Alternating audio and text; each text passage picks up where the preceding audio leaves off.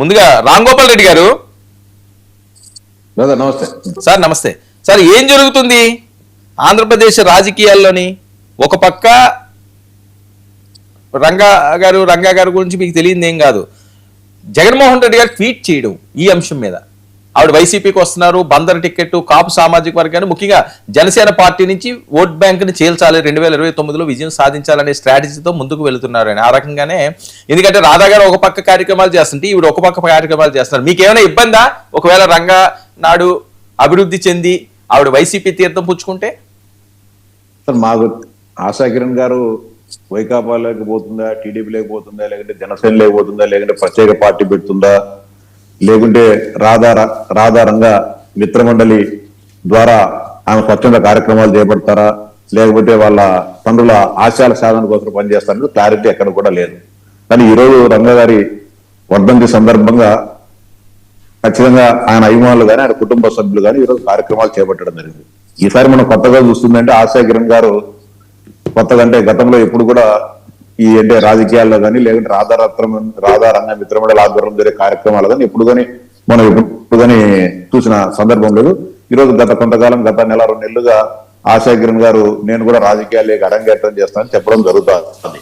కానీ ఆమె ఉద్దేశం ఏంటి, ఆమె భవిష్యత్ కార్యాచరణ అనేది మనకి ఇప్పటికీ స్పష్టత లేని విషయంలో మనం ముందస్తుగా దీనిపైన కామెంట్ చేయడం కూడా అంటే జగన్మోహన్ రెడ్డి గారు ట్వీట్ మామూలు చేస్తుంటారంటే రెగ్యులర్ గా జగన్మోహన్ రెడ్డి గారు ట్వీట్ చేస్తుంటారా? జగన్మోహన్ రెడ్డి గారు కామెంట్ చేశారని చెప్తున్నారు. జగన్మోహన్ రెడ్డి గారు కామెంట్ చేయడం ఒక రాజకీయ పార్టీ అధినేతగా ఎవరి ఎత్తులు, ఎవరి పై ఎత్తులు, ఎవరి కార్యాచరణ వాళ్ళకు ఉంటుంది. ఏదో విధంగా రాధా కుటుంబం అంటే రంగా కుటుంబంలో ఏదో విధంగా చీలిక తీసుకొని రావాలి, లేకుంటే ఆ కుటుంబం నుంచి ఎంతో కొంత మద్దతు పొందాలనే ఆకాంక్ష ఎవరికి ఏ రాజకీయ పార్టీకి ఉంటుంది.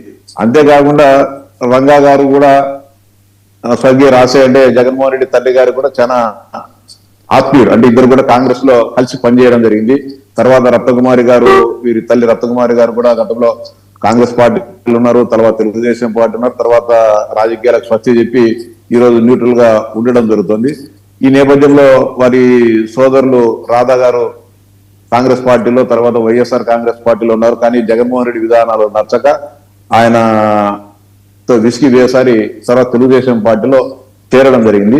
కానీ ఆశా కిరణ్ గారి భవిష్యత్ కార్యాచరణ పైన మనం ముందస్తుగా ఊహించడం అనేది ఈ ప్రస్తుత అలా కాదు. ఒకవేళ ఆవిడ గాని వస్తే రంగా బ్రాండ్ ఆవిడ గాని లాక్కోగలిగితే కూటమికి ఇబ్బంది కదా, సామాజిక వర్గంలో చీలికి రాదా? మొన్న అయితే మీకు గప్పగుత్తుగా నో డౌట్ వేశారు, 2019లో జగన్మోహన్ రెడ్డి గారి వైపే కాపులు ఉన్నారు, లేకపోతే అంత మెజారిటీలు అంత విజయాలు రావు. అక్కడ 151 వచ్చినా 164 వచ్చినా మెజారిటీ అప్పుడు వాళ్ళ వైపు, ఇప్పుడు మీ వైపు ఉన్నారు కాబట్టి సామాజిక వర్గం మాక్సిమం ఓటు.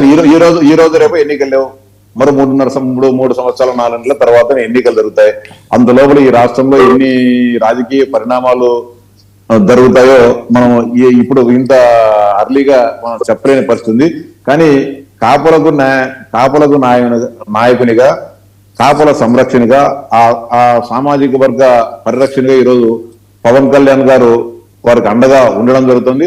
దాంతోపాటు గతంలో కూడా అనేక సందర్భాల్లో కూడా కాపు వర్గీయులంతా కూడా తెలుగుదేశం పార్టీకి కానీ చంద్రబాబు నాయుడు గారి అంటే దానికంటే ముందు నందమూరి తారక రామారావు గారిని అండగా నిలబడడం జరిగింది.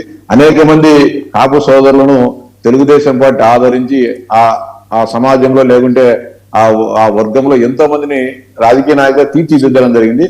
కానీ ఇక్కడ అనేది ఈ రాష్ట్రంలో మీరు అనుకుంటున్నారని తప్ప కులాల పరంగా ఓట్లు వేస్తారని చెప్పి మీరు ఇందాక కూడా చెప్పారు, గతంలో ఉన్నారు. అదంతా ఏం కాదు. ఈ రాష్ట్రంలో ఎవరు అభివృద్ధి చేస్తారు, ఎవరు సంక్షేమం చేస్తారు, ఈ రాష్ట్రంలో ఎవరు సుపరిపాలన అందజేస్తారన్న దానిపైన ఎన్నికల ఓటింగ్ సర్లు ఉంటుంది తప్ప కులాల పరంగానో లేకుంటే మతాల పరంగానో లేకుంటే ఇంకో విధంగా ఉన్నదని చెప్పి